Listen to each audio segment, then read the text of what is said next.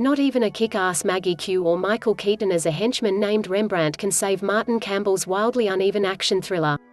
All due respect to the great Martin Campbell, the now 77-year-old New Zealander whose fine-tuned approach to action filmmaking at the studio level has resulted in The Mask of Zorro and two different, yet equally operatic, James Bond reboots that each outclassed their respective sequels, but there's no excuse why a movie in which Michael Keaton plays a winkingly merciless henchman named Rembrandt should be as bland as The Protégé.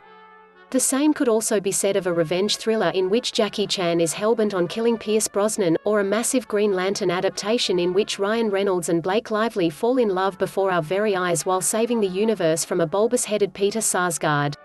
Alas, none of Campbell's previous misfires have promised more or delivered less than the newest film in the director's career extending Eastern Europe period, a late summer dud that stars Maggie Q as a sexy assassin, Samuel L. Jackson as her ailing mentor, and Romania as several different parts of Vietnam, a fully committed performance worthy of Daniel Day-Lewis, or at least Jared Leto.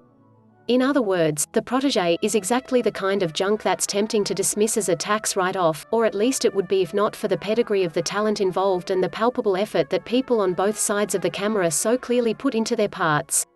Campbell's body of work may be scarred with self-inflicted wounds, e.g., Edge of Darkness, but even his bad movies belie the precision and integrity responsible for his good ones.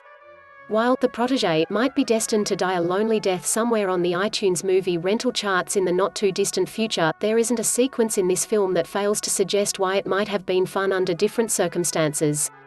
Under these particular circumstances, the results only range from dull to deeply uncomfortable.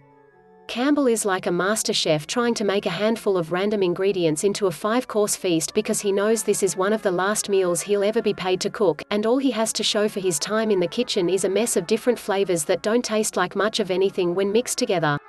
Less than span data-mce-type equals bookmark, style equals display, inline-block, width, 0px, overflow, hidden, line height, 0, class equals mce_selres_start, greater than and hash 65,279, less than, span greater than. To say that The Protégé is tonally uneven would be an insult to most of the other movies this, or any other, critic has ever described as such.